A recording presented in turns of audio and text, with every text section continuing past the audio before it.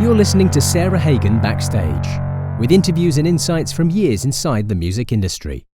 Join Sarah as she talks with masters of their crafts, finding out what makes them tick, both inside and outside of the music business.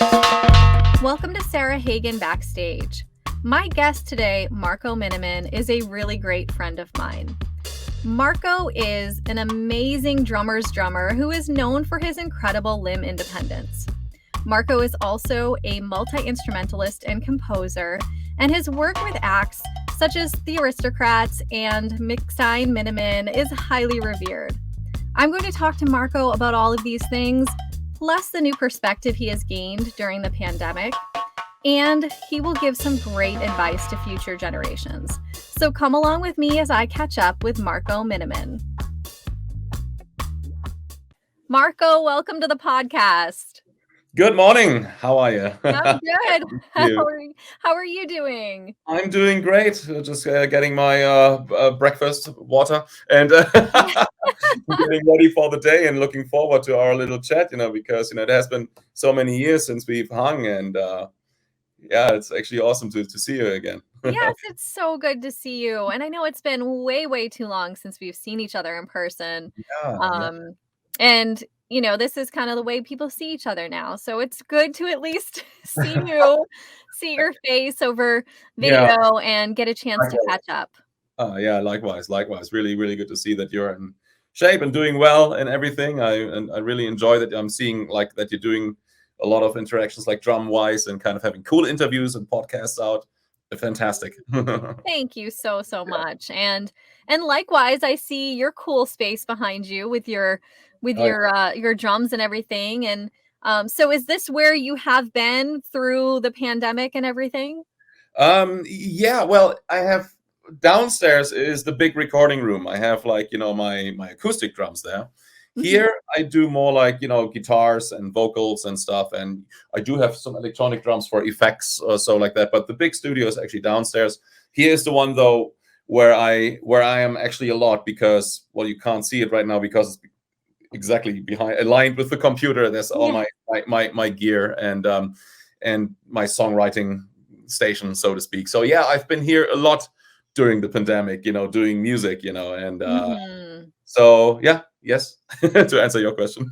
Yeah, that's great. And so you kind of have what you need at home. And were you able to just continue on doing your, home studio work through? Very much. The thing is, I was strangely enough enjoying my time off the road a lot because I sometimes toured 11 months out of the year, and then all of a sudden that stopped for a while.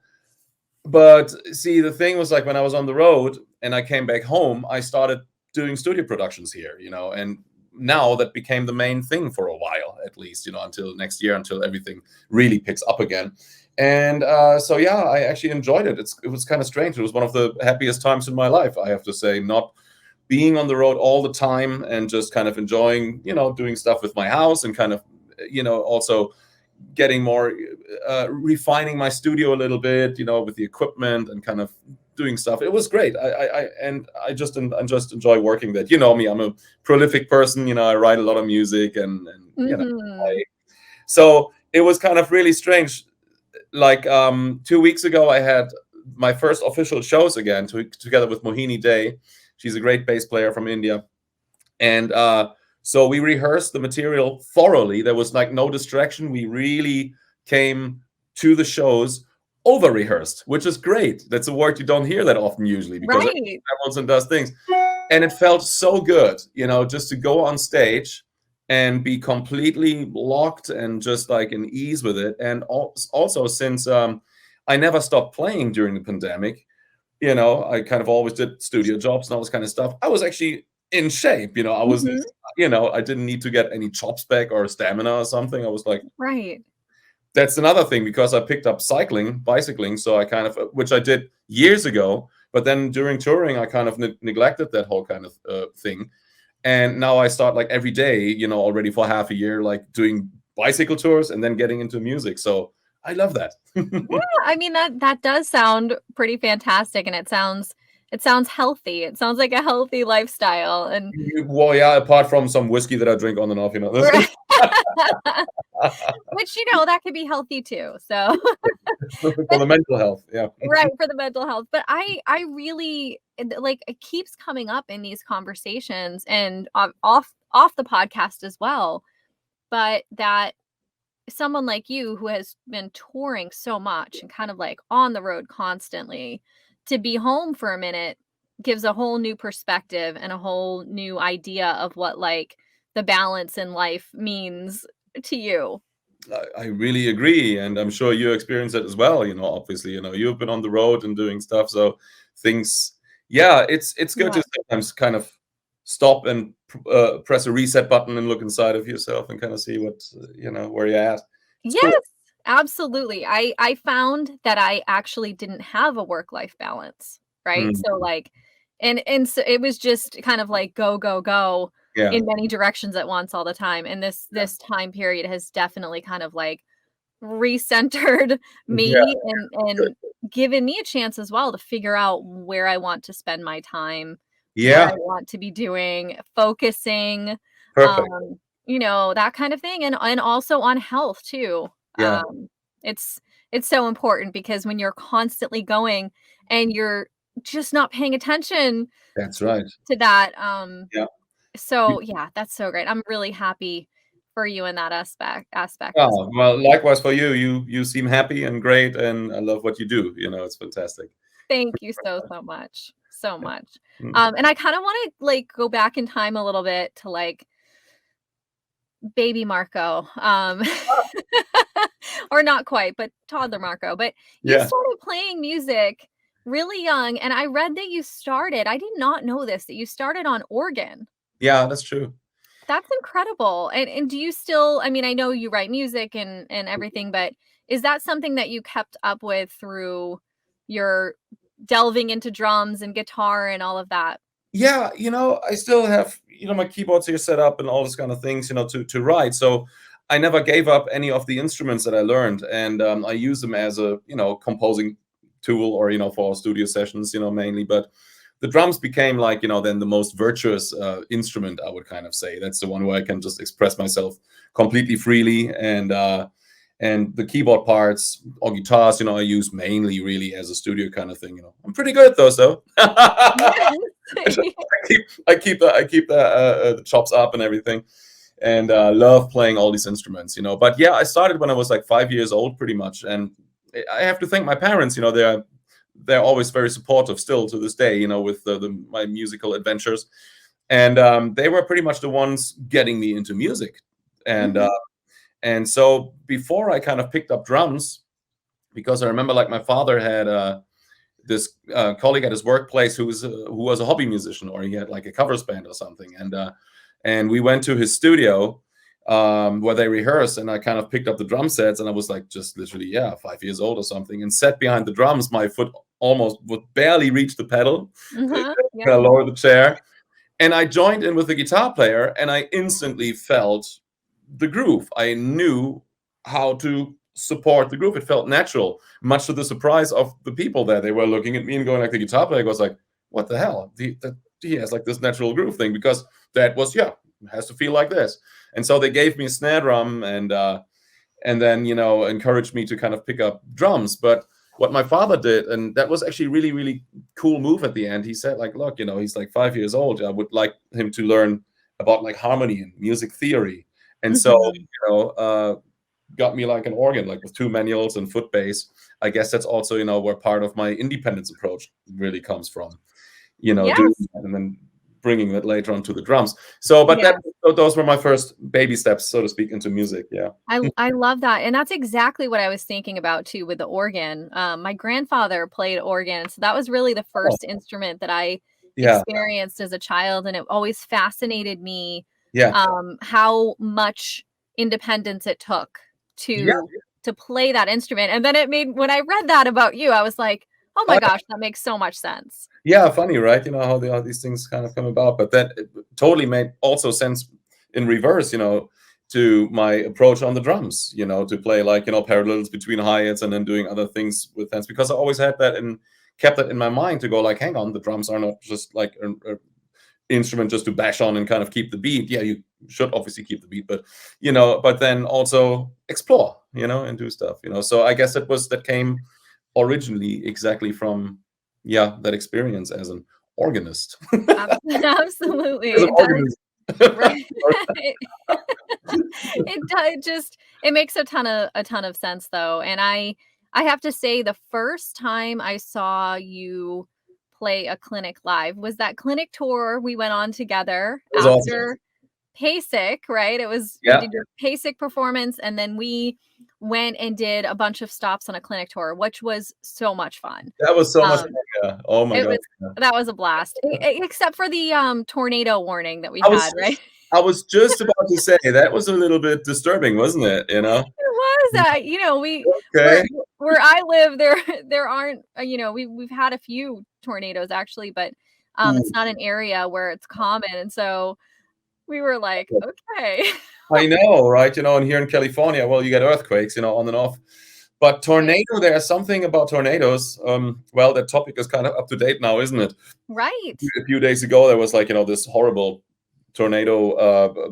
What is it, like a assortment of tornadoes that kind of, ran through the Midwest or something awful. Right. But yeah, so that is kind of, I think, of all the natural disasters, probably my least favorite one. It's because once that thing hit, earthquake, you can maybe go outside, or with a hurricane, you get like a warning before and you can kind of move somewhere. A tornado, you don't know where it kind of goes, and if right, exactly. The house is in the way, then that was that. It's so scary. And I just remember, because we were in a hotel. That's right. And I remember thinking, like, what do you do in a hotel when there's a tornado? Like, what are the safety precautions that you take? Yeah, tornado shelter somewhere. I don't know, but it was creepy, to kind of go like, okay. Right. Yes. Well, we're like open here, and we'll just have to find out what happens. That's how it felt. Yeah. But we did have a great time, and I was just going to say, like, the watching you play every day and watching your Limb Independence and all of the fantastic things that you did, I was blown away. And I don't know if, like, when I came out of that clinic tour, I felt like I still couldn't do any of those things. However, it was just amazing to see. And I think if anyone watching hasn't seen some of those clinics or hasn't attended or anything, there's some footage. I'll have to put some links, because it's just incredible to watch you do what you do best. And yeah. Thank you kindly for your sweet words. But you still play, right? You play drums, right? Yes. Well, in this new studio space that I'm in, I have space finally for some drums and enough soundproofing. So oh my gosh. So we can next time we do like an online session, we kind of jam together. Yeah. Oh my gosh, that would be so much fun. Yes. I'll just keep the beat and you do all your Limb Independence. But I am super excited, because I haven't had drums set up in this house since I moved here. So this is going to be super exciting for me personally. I haven't been able to just really regularly play since I was at Zildjian before the quarantine, where we had many drum kits set up and all the cymbals you could really choose from. Go there and kind of just jam whenever you want to, right? For sure. Yeah. So I didn't really need anything set up at my house. I got all my playing in that I wanted to during the day. And but now I'm really, really excited about it. So I'll send you some pictures as soon as it's done. Please do. I'm curious. Absolutely. Yeah. So we talked about like your start in the instruments that you chose, but one thing I think is fascinating about you, and it kind of comes up when drummers also are guitar players, and you're a fantastic guitar player. But you end up playing like your gigs that you play, you're always playing with the most amazing guitar players. Oh yeah, that's true. It's kind of strange, right? How that sort of, came about. But yeah. And especially the guitar player for my band and dear friend, Guthrie Govan, he's a fantastic guitarist, and we always have like, geek outs about guitars and sometimes jam together and do all of that. But it's kind of strange how that works. It's like the music industry seems to be that big, but it's actually really kind of small as well. You run into the same people and, play with the same guys together. I guess it's like really the connection, what we also have, just like, meeting with good human beings and having fun. I like that, and absolutely. Yeah, exactly. Yeah, But when you have a connection with someone, I think it's always easy to get back together and collaborate. No matter how many years go by, that's always right? someone that you can pick up the phone, you Yeah, have a connection with. that's And, true. yeah. Yeah. And I think that's one thing, like you just said, the industry it actually is so small. Like, Yeah. you're only kind of like 1 degree away from anybody else at any time, I feel like, right? In anywhere in the world, really, too, because that's actually the cool thing that stuff like what we do here right now enables us to do, like collaborating with people who are sitting in India, like my dear friend Mohini Day. She's a great bass player, and we collaborate a lot. Well, now she's here, so we kind of play a few shows and do productions together, but in general, and being at home and doing studio work, a lot comes, from overseas, comes from completely different countries. I just did a production literally 2 days ago with Roine Stolt from Transatlantic, who's in Sweden. And we also have this band called The Sea Within together. And then an accordion player from Eastern Europe who plays like prog music on an accordion and sends it through, distortion things and sorts of effects. He can make that thing sound literally like a church organ, or you can make it sound like just like a regular folk accordion. Wow. And so to be able to work with so many diverse, and stylistic, let's say the cultures and people, who together with the styles is actually quite gratifying, I have to say.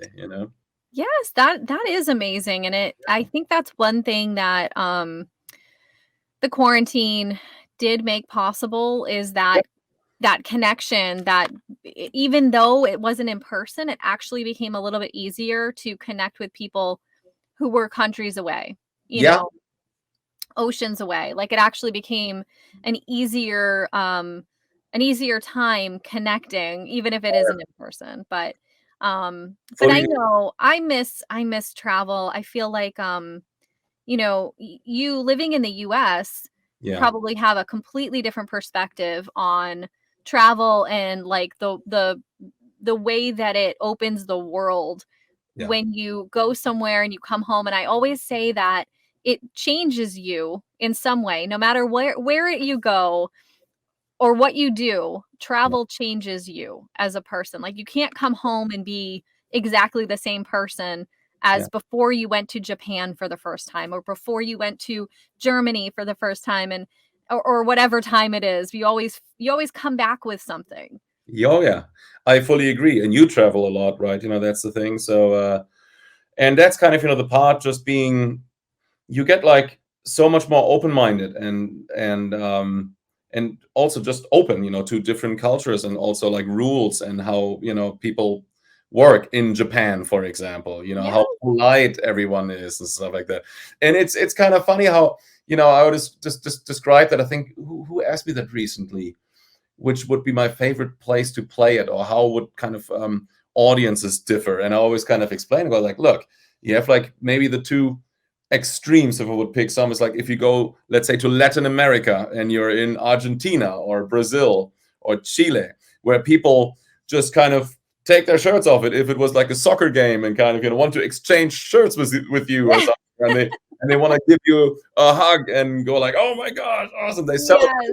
They celebrate it like a sports event almost. And then you go to Japan and it's exactly the opposite. The same appreciation for music, but culturally very different. Everybody bows, shaking hands is not really a thing there, and all this kind of stuff. Everybody's super polite and kind of shy to ask, or like just polite. And I love these two extremes that you kind of go through when you're a musician. And at the end of the day, we're all doing the same, and then have a good time together and have a few drinks or whatnot, or enjoy music together. And that's the kind of thing. But you get like way more open-minded, I guess, through traveling. And can you believe some people have never left the country, Yeah, and I mean, I definitely feel like, even if it's just experiencing a different Yeah. state, you know, if you're not able to leave the country, but it just experiencing other people, I think is really important. And we know in the United States, every state is different. Oh, People, yeah.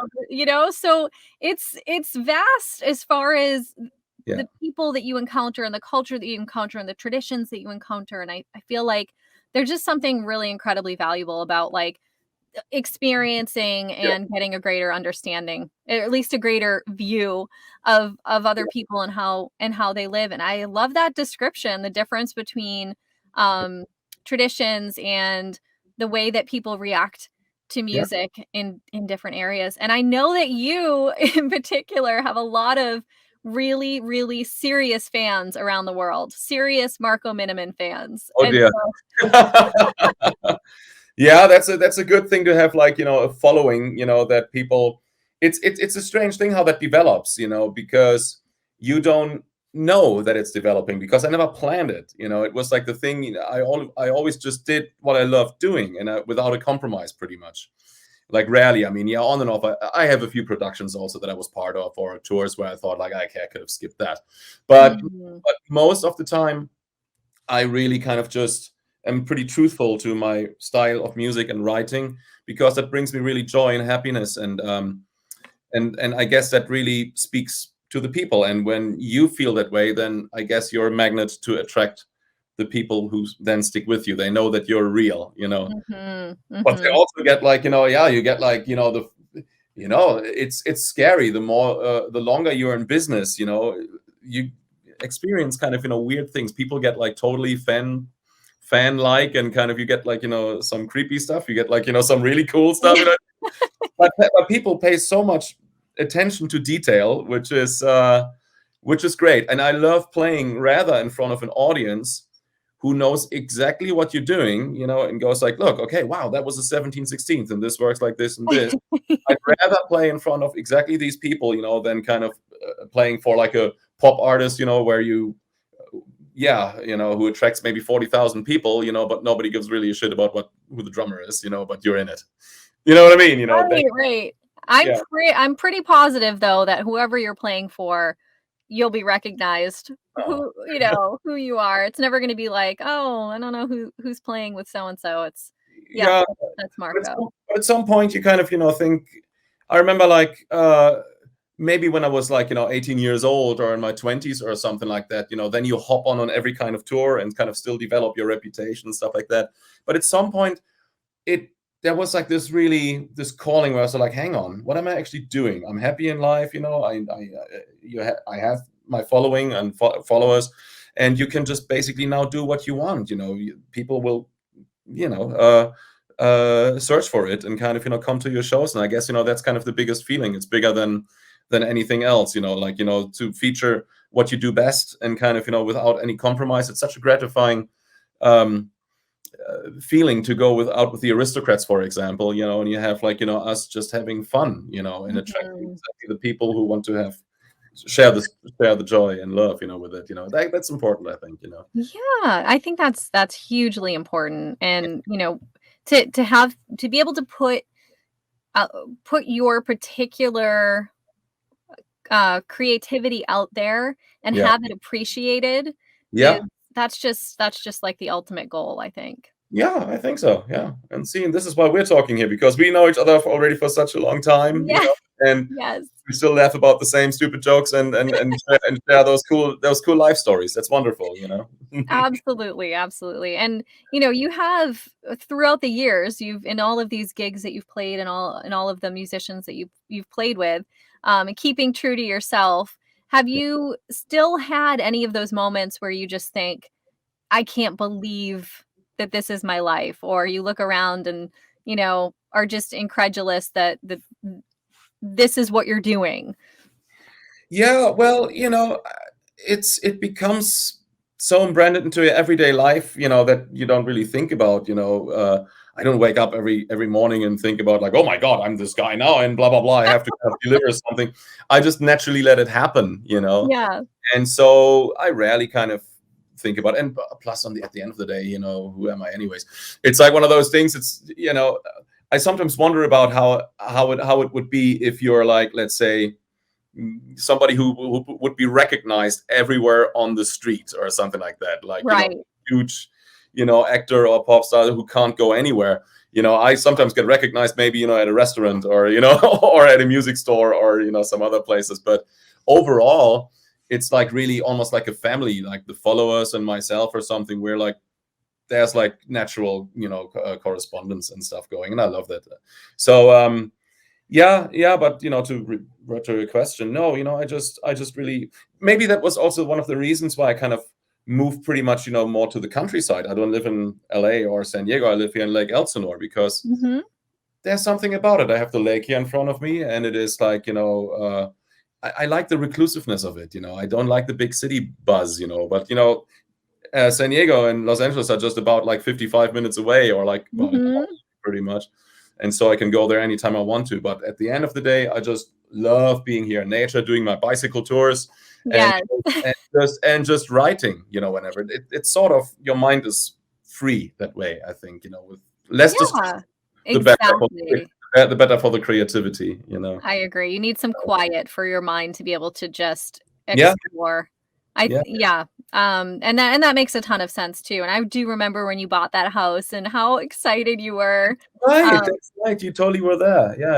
It's just incredible. I'm really happy for you that you have that experience. And I agree. I'm not sure. I see the struggle of people who are recognizable everywhere they go and not able to kind of live like a normal quote unquote existence. But I think it's a gift to be able to be the musician that you are, and also be able to live your life and kind of like do what you want to do and cycle around the lake and get your coffee. I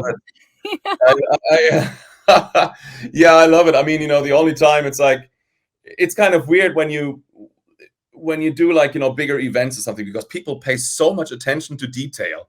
That's by the way a thing, that I kind of experienced like more and more since during the pandemic. People are so much more on the computers and kind of, scanning everything through what you do, right? And kind of also being judgmental. I mean, oh my God, that was like the funniest thing, because I need to tell you that that's so funny. So I think about like almost a year ago or something, I recorded something for DW. And see, this is how detailed people kind of, pay attention. And I had kind of, the night before I partied a bit, had like a bunch of whiskeys and stuff. I didn't shave for 2 weeks. And on top of it, I wore like a 2XXL shirt. So it looked like a tent or something. Instantly, people were going like, what's happening with him? It's like, beer and stuff like that. You drink so much beer or blah, blah, blah. What's going on? It's like, oh my God, no.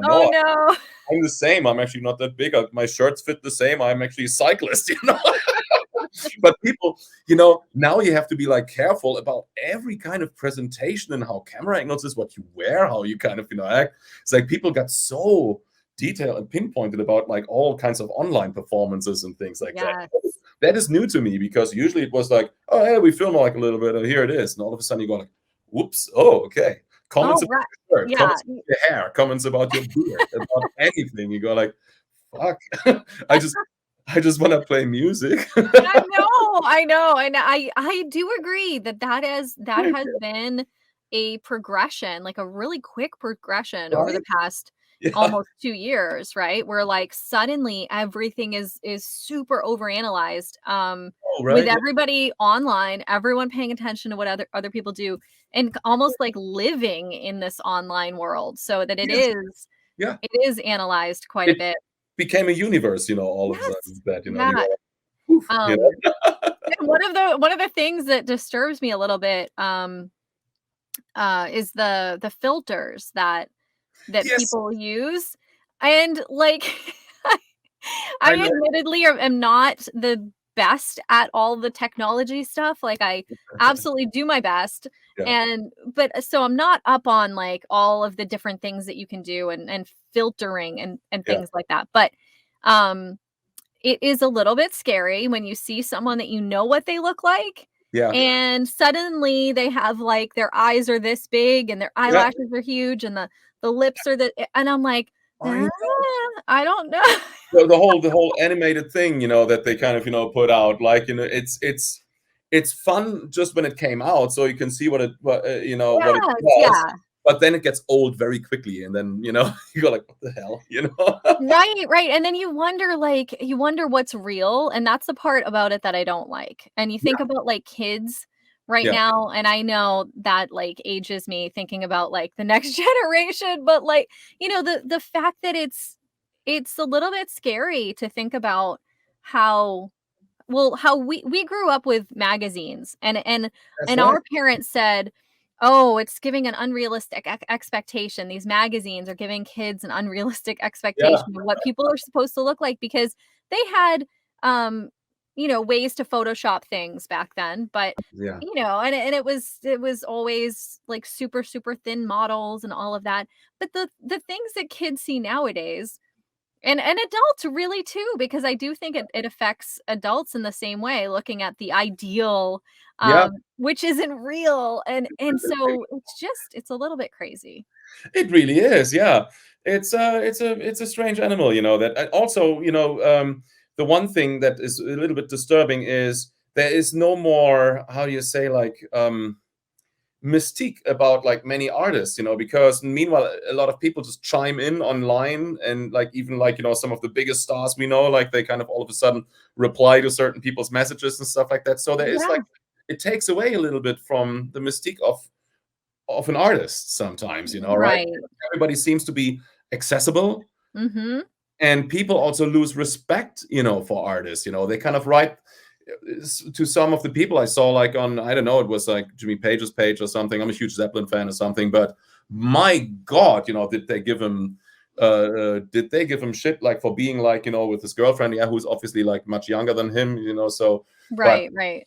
but people gave him, like, comments, like, I just kind of browsed through that, like insults, and just, like, unbelievable things, where you go like, oh my gosh, there's no more Mm. respect, there's no more really respect in the world. Everybody just says bluntly out, what they think, without, Right? you know what I mean. And it's kind of, that is a bit disturbing, It is, yeah, yeah, I think that the remoteness of being behind a computer yeah, gives people an idea that they yeah, can type whatever they want, and then yeah. also, I think a lot of people don't think that the artists actually see Hmm. that, and a lot of artists do. They see it or they hear about it, um, Yeah, and so that's a hard thing to deal with. I always give the advice, if you're going to be in the public eye, to develop a thick skin, first yeah. of all. Oh yeah, Be really secure in what you're doing because, like you said earlier,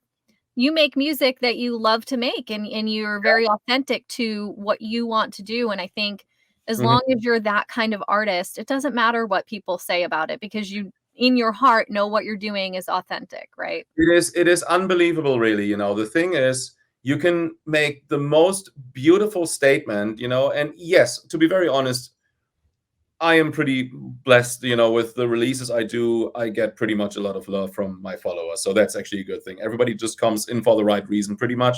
Mhm. But, as the equation is, what did an old record company acquaintance once say to me?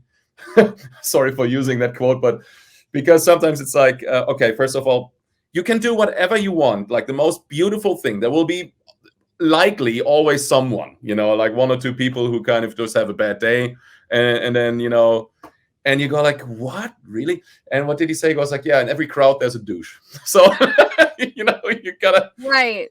And Yeah. so it's like one of those things. But that last album I did, with Randy McStine together, actually, our second album, it was one of the best efforts we've ever done. We're both, like, absolutely convinced, and people give us a lot of love. But yeah, on and off, still somebody kind of has something to write, and you go like, what's wrong with this? This is, it's just Right. plain beautiful. We're happy, our fans are happy, but some idiot has to write something. So Of you can't. course.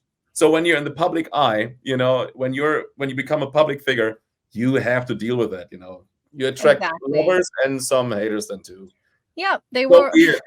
As long as long as the balance is right, as long as it's like, maybe 1 in 2,000 or something. Hey, I don't give a Exactly. You know what I mean? So Yeah, and I do think that's a perspective that comes with time in the industry too, because you get less concerned with what people are saying and more yeah, concerned with authenticity, and it's a little bit of a gift in that way. I think it's all good that way, and I, as an advice, for the upcoming generation, who wants to make music and stuff like that, yeah, meanwhile it's like, a lot of focus is always on social media, but yeah, the times are also different. You don't really sell as many copies of albums anymore. So the whole big dream of like, okay, I'm going to become like a rock star is now very different. Yeah, Mhm. social media presence, I guess, is really important. And but money is really being made now of going out or also selling merch and being clever, in this kind of direction. But I think what people should really be aware of, as soon as you hang your ass outside the window, then you're a target for everything. Then you have to, accept everything that comes in, and it's not Yes. always, and so yeah, I think people, especially of the younger generations now, should be aware of that, that it's, and they are obviously, but yeah, that's the world we live in. Everybody says right out, what they think, and there's the internet bullies, and there's like Right. the internet lovers and the people who give you joy. The main thing is like that, who you are, and that you continue what you love and do what you do best and kind of believe in it, and if your family and your friends and your bandmates or whoever believes in it too, and your followers, then you're a success. Yes. The rest doesn't matter. That's So great. That's great advice. I love that so much. And I always think about that old saying, if you don't have anything good to say, don't say anything at all, right? thank And you. it's Yeah. just like people should live by that. Oh yeah, Just live by I that. remember there was there was like totally this one idiot, and I rarely write something, but to people, and because I stay a little bit out of that kind of thing, because as soon as I chime in on comments, then the floodgates will open, and everybody will go like, oh cool, hey, let's communicate. So I kind of Yes. usually don't even really look at those kind of things, but I remember there was like one thing I posted for my community, and it was like, actually, I thought something really beautiful, like a lot of melodic approach, and everybody loved it. And there was like this one idiot just kind of chiming in, going like, can you play something musical? And I just thought like, you know what? Actually, I'm gonna write this guy. And I told him basically to look, we're doing this here, for my music community. I'm doing this for free on top of it. You don't even have to pay to kind of watch this. I'm doing this to make people happy, and my followers are happy. If you don't like it, why don't you go somewhere else? Go to a different site, instead of spreading negativity, Right. And Yeah. that's the thing where I go like, my gosh, like what do comments like that even do? Like it only only says something about yourself. Like some negative person who thinks, who didn't get what they deserve, or had maybe a bad day. Mm-hmm. Don't spread negativity out into the world. Just take it somewhere else. Go Yeah. and have a drink. You know what I mean? Right. Just yes. Obviously, like, and I think about one thing that always comes to mind when I see a comment like that, and someone just posting something negative just to post Yeah. something negative, and I think like they probably have a tough situation, whatever their situation is. They're not a happy individual, and Yeah. so that's kind of what goes through my mind when I see something like that, and it's like, well, Absolutely. If you don't have happiness to give, then then you're frustrated, and right, reflect it on the rest of the world and do kind of things. That's like, and yes, that's unfortunately a thing that happened like just recently, with the whole pandemic. I mean, you saw how people were getting. Some people couldn't take it, the whole frustration of it, and it leads to unnecessary things, like for example, the attack on the Capitol or whatever, but things like that. All of a sudden, all this anger builds up, and all this yes, frustration, and all this kind of yeah. it's kind of sad. So we had definitely, throughout the pandemic, some good things happening, but also like, some very unfortunate. Yeah, absolutely. I like what you said though about surrounding yourself with people who are the same, that are supportive and good people and happy people, because I feel like that's the insulation, Yeah. against everything negative. I gotta say, it was. Look, I've been touring for so many years. You know that. And we know each other for such a long time. But for me, I came to realize a lot of things I wasn't even thinking about the last year when the lockdown really happened. And look, I was doing the same thing I would do usually anyhow. I was writing music, but there was one difference. I was stationary. I was here, and Mm-hmm. all of a sudden I had time, more time to hang with the friends I usually would hang with. Mm-hmm. And strangely enough, I remember there were like a few people where all of a sudden thought like, hang on, these are actually not a good match. I'm not saying that they're not a good match for anyone else, but Sure. you know what I mean? I kind of all of a sudden thought like, hang on, that's actually not my style at all. Who am I actually hanging with here? And I kind of Right. literally let some people go out of my life, and some new ones came in. Like, I learned a lot about, friendship. Yeah, Mm. that's exactly the way to put it. Because on the road, you don't really have it that way. You kind of meet new people almost every day, and then your followers, they tell you anyways what you want to hear, so you feel like great. Then everybody makes you feel good. But real friend who you can kind of rely on, who's there for you in all kinds of Yes. hard times. Yes. You find that out if you kind of stationary a little bit, and if you kind of spend time with people.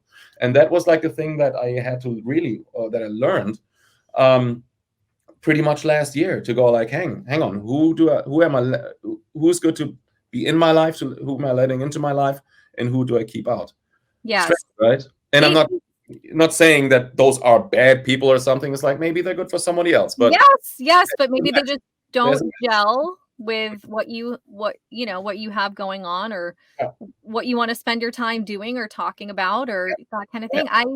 I learned almost 2 years ago, a year and a half ago or so, yeah, what it means to have true friends, and yeah, to know who has your back, who you can rely on, who is exactly, there for you. And I had previously been in a situation where I was the one yeah, who was there for everyone else, and it was an amazing turn of events to be yeah. surrounded by amazing friends who It, were right there when I needed them, that's and it amazing, yeah, yeah, and that's so yeah, and then I spent the last year and a half really understanding who was in my life and why, and who I yeah, wanted to keep in touch with and spend time with. And it's yeah. just, yeah, it's amazing to have that perspective. It really is. It's eye-opening, isn't it? It is. Yes, I feel like that's a perfect way to say it. I feel like my eyes are wide open. Hmm. Um, Hmm. and that's an incredible feeling. It's sometimes, even people, you work together for decades with, and all of a sudden you get so disappointed sometimes, and you go like, really? These, Yeah. and then on the other hand, you have the same people, or not the same people, or other people, also for a long time, and you never really paid fully attention. All of a sudden it's like, oh my gosh, those are Yeah. actually really, really nice people. That's kind of a thing, that you learn Yeah. something the hard way, and sometimes something Yes. beautiful falls from the sky. So I guess, that's really how that is, isn't it? Yes, I love that. Something beautiful falls from the sky. I like it. So nice. And speaking of people that we gel with, I on a musical level, I just want to talk about the trio drummer tour that you did years Yeah, back with Chad Wackerman and Terry Bozzio, which, I that's mean, right. the three of you together is just mind-boggling, mind-blowing. uh, Um, Fun, if yeah. you did a trio drummer tour today, who Yeah. could you imagine doing that with? Oh, that's a good with you. And you would I have could to tour manage. I'll be your you tour would have manager. to be in it, and oh, I don't know, it's so funny because I rarely actually think from a drummer's perspective, as you might know already, because I mainly consider myself as a writer, really, as a songwriter, and the drums are just one of the instruments I kind of play. And when people always ask me, like, who you listen to drums wise right now, Yeah. or that, I actually I actually really don't listen so much, to I mean, I obviously listen to the drum playing and I appreciate it. Mhm. Everybody is Mhm. good. I appreciate. And But I'm not really kind of geeking out about like certain instrumentalists. You Yes. know, I just love the whole concept of it. So favorite bands, favorite artists, and what they have to say, really. But I'm not really Yes. a geek where I go like, okay, who has like the latest technique and what is hip to do? And I go like, that's not really what music is all about. But Absolutely. so I like, to revert back to that question, to go out with people who have a great musical ear, and who Mm, listen. So obviously with Terry and Chad, that was great. yes. I could see myself do something with Dennis Chambers. I know we have tremendous respect for each other, which is great. He always says very nice Yes. about me, and I met him many times, and he's a great guy. He's a phenomenal player. I think he has really good ears, great groove. Hmm. And the other guy I was planning to do something with, and we've been talking about this for a while, is Zach Danziger. Yes. So because we played a few festivals together and hung, and we're thinking about maybe doing something together, because that would be, if it's a trio, a very unusual but cool trio with a lot of diversity in it. In the Yeah. I mean, I think that would be incredible. it And would be you're really right. Like 3 totally different styles, cool, right? but all incredibly musical. And I love Dennis Yeah, so much. And then I think about Zach. I yeah, always say Zach, like, he is such a creative mind. Like, yes. his brain works in the most incredibly interesting way, and spending time with him, like you said, you guys got a chance to hang, and spending Oh my time with God. him, it Yeah, it expands your brain just being around him, I think. yeah. Such a great guy, and we had so much fun and talking about our musical strategies and also ideas, and so we instantly connected. Instantly, like it was like, Mhm. oh, this is cool. So we were like asking which companies could kind of basically provide us with a cool touring schedule and something. And so it might be worth following up. You know how it is, when you're on the road and then you make plans, and some get realized and some maybe later. Right, right. But Well, that could be a thing that would be nice to follow up on. that would be super cool, and I will totally tour Yeah. manage you guys, so No, well, you gotta join in. You gotta join in. You gotta play. I love that. That would be incredible. Well, we'll talk more about that because I can't wait. I know we've got a little bit longer before things start moving, kind of Yeah, really, really moving again, but when they do, I'm yeah, ready. yeah. That'd be good. We already have a tour lined up with the Aristocrats, so we gotta have literally almost, oh my gosh, like a 2 or 3 months tour coming up in the next summer. So that's already booked, and then I'll be on the cruise to the Edge together with Randy McStine. We're gonna present our music there. So yeah, things start rolling again. Touring wise, it was like when the tour schedule came in, I didn't know whether I was kind of happy or kind of scared. Because I like my time at home so much. Yeah. Like, God. But it's like something that is just calling. Like, and also when I started doing the gigs with Mohini, it just felt good to be again out there. Yes. Yeah. It's like being. Sometimes people ask me that, and they go like, because I also, during the pandemic, went to local jams, or when people recognized me and they were like, a band who are playing there, they always kind of ask me to join in, and I'll do it. Hmm. Like, that's so cool that you jump in and play like some songs with us. Why do you do that? That's awesome. Thank you. And I go like, well, no, it's a calling. It's not like a question about it. It's like, look, if you're a firefighter and there's a fire, you're a firefighter. You go there and kind of Yeah. help with the fire. And that's the same with being a truthful musician. I think for me, it's not a question about like, oh, cherry pick the thing. It's like, no. You play. That's what you do. Yeah. That's why I'm here. And if somebody clicks with you musically, then that's what you do. It's joyful, universal language. You It know. is exactly, exactly. And I think that a lot of the people that I've been talking to, a lot of the musicians have been saying that the same thing that you just said, being at home and kind of gaining that love of having this time at home is making getting back out on tour not only exciting to Yeah. get back to it, but they're planning more time in between tours or some breaks or that kind of thing. So again, that balance is more of a factor, and I think that's super smart.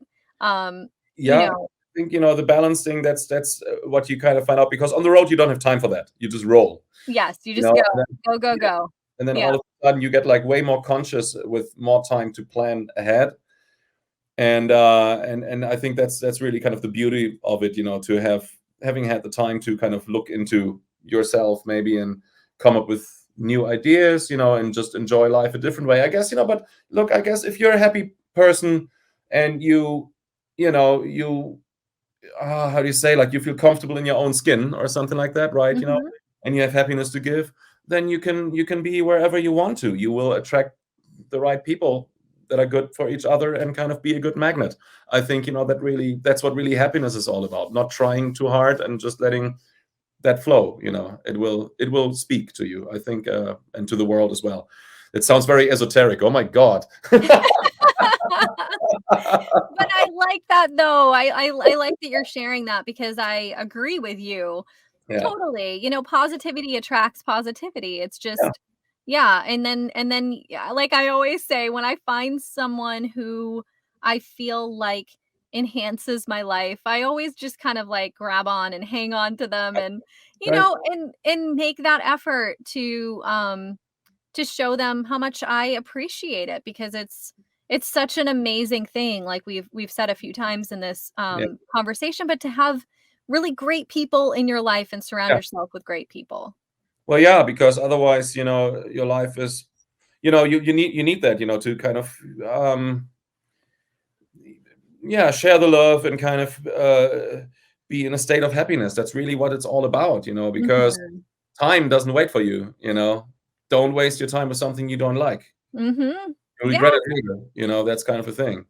That's kind of, sometimes, man, that's like, and no, I don't want to judge about this, but sometimes I go to my, in the morning, I go to my regular Starbucks. I do my bicycle tour around the lake, Mhm. and I usually end up at the Starbucks, get the coffee, do some emails, and all kind of what I usually do.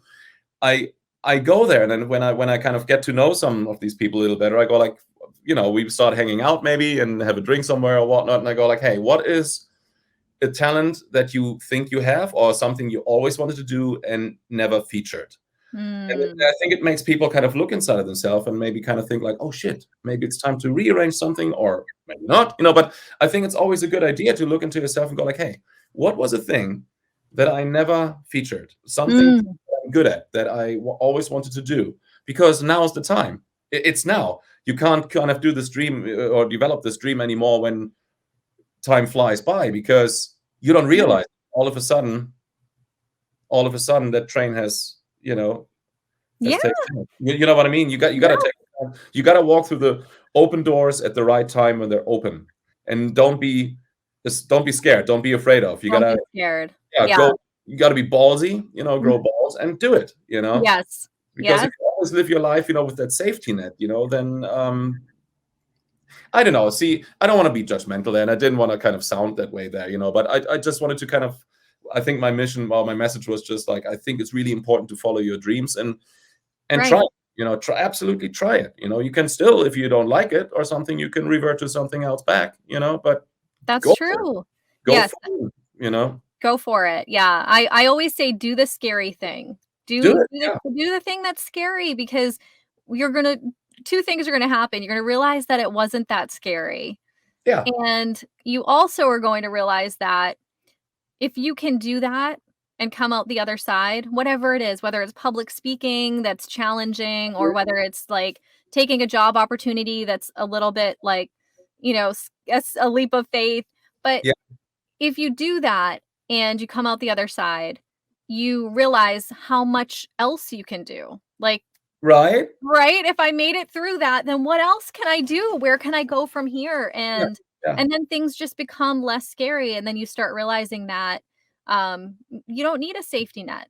You can Yeah. make your own safety There you net, go. right? Absolutely that. Absolutely that. Because at the end of the day, the people who really kind of, most people, not all of them, but most people who work with you, they don't do this for charity for you. They do this to get something out of you as well. Sure. A lot of people are in for selfish reasons. I think it's really good to pay attention to yourself and not let other people talk in or conduct your life, because Right. everybody wants to get something out of you. That's kind of the thing. Like I said, not everyone. There are really good souls in the world as well, but that's kind of the thing. It's like this girl Kendall here. She's this great singer songwriter. She's just kind of getting started, and she has this amazing talent. Like I did some recordings with her here, and she has this fantastic voice, always on pitch, pretty much when you sing, almost everything at first take. She's a songwriter as well. What a talent.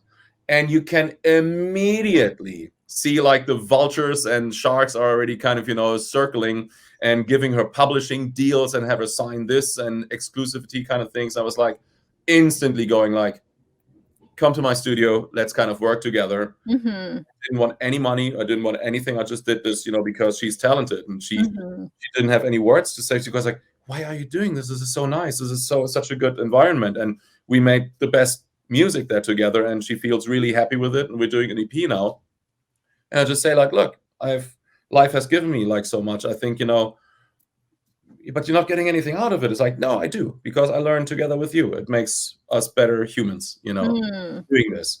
And I'd rather kind of, I'd rather help someone, who's talented like this than seeing those guys, kind of falling into the hands of like, some selfish, management company or something who, take the loot and run. I kind of hate that stuff. I learned to really despise this, non-musicians trying to kind of hop on the wagon to squeeze some penny out of it, Can't stand it, especially when you're a young artist. You're so vulnerable, that can really, destroy. I absolutely understand what you're saying, and I think with the ideas that young musicians have nowadays, kind of from social media about how everything works, it's a little bit. It's a little scary. I'm actually working with this organization called Future Youth Records, and it's a nonprofit, and we help kids make music. And there's a social justice theme to the music. So a lot of the kids are writing right now about emotional health issues. A lot of them are writing about environmental issues, and it's incredible to work with them. And we're getting them in touch with people like entertainment lawyers who understand what's necessary and where things can get a little bit crazy with if there's not a full understanding of the industry and how it works, how bad things can get, I think, from bad deals. So it's interesting, but I love that you're doing that and helping her out. And that's fantastic. And again, it is helping you, because it's helping you feel good, and it's helping you. I think that's important, and also featuring, talent is a good thing, because it's a universal language. Like I said before, it stays there. Like if see Neil Peart, bless his soul, he was a great guy, and I had a chance to hang with him and talk about kind of things, and he said once this thing that was like so sweet, and he said, if that was by the time what was it again? He said something that he was with his daughter. He was kind of, watching the stars with his telescope or something. He goes like, because if it brings her joy, then it brings him joy, and it multiplies by two, So, and I guess that's kind of really what that is. That is for me the same thing. If I, hang with someone like Handel, and I see how happy she is and how much she likes the music, and how much there is like something that gives you the energy as well. You go like, oh, this is so much fun, and it becomes just this joyful collaboration, and you just, there's nothing bigger than money. Can't buy that, money can't buy that, money can't buy talent. You can be the richest person, on earth, and the most unhappy person. If you surround yourself with the wrong people, or you don't know who your friends are, or you don't feature your talent, money doesn't do anything. You can buy a helicopter, but you still can't play double parachute with your feet or something, That's true. And all, and it can't buy true friendship, and it can't buy love, and it can't buy real happiness. And those are all things that you get by, I like we were saying before, putting it back out into the world, and I think it comes right Yeah. back to you. And Yeah, you can always make the world a little better place. That's, I think, really the mission that we should be onto, and so I get always so disappointed when I see something like, a talent who is like, has a God-given talent, and then, you see friends who really like them, but then also exactly, like this amount of people who are greedy and stuff like that try to, interfere, with someone, so I always kind of put this message out there to the world as well. It's like, absolutely believe in yourself and don't let anyone talk you into what you do, because if you're already good at it, then there's a reason why they into your life, why they are already into your life and try to kind of, talk you into it. So Right. don't let them do that. It's like, do what you do and stay truthful to it, and then your call will get heard, and so then surround yourself with nice people. And I guess, then if you have like a little bit of wit for business, and obviously you need that these days too, knowing how to market yourself is obviously one of the points. You can't, if nobody knows that you're out there, then obviously, Absolutely. but yeah, it's a fine line, so, but yeah, there you go. I love it. I love it. And thank you for being who you are, Marco, and for your friendship and your time today. Likewise. It's so good to see you always, So good to see you. I'm going to put some links in the YouTube description and in the show notes for the podcast so that people can follow you and check out what you're up to and see some shows in 2022 when you're on tour. Right. So that's right. We'll make sure to point everyone in the right direction. But thank you so much for your time today. Well, thank you. It was an absolute pleasure. And next time we shall go to crazy cool places and watch people kicking taxi cab doors in. Remember that? Yes, more road adventures to be had for sure. Yeah. Excellent. All right. You take care, and I will see you soon. Absolutely. Keep me posted then. You too. Bye. Bye. Thank you for tuning in today. Join us each Tuesday for new episodes of Sarah Hagan Backstage.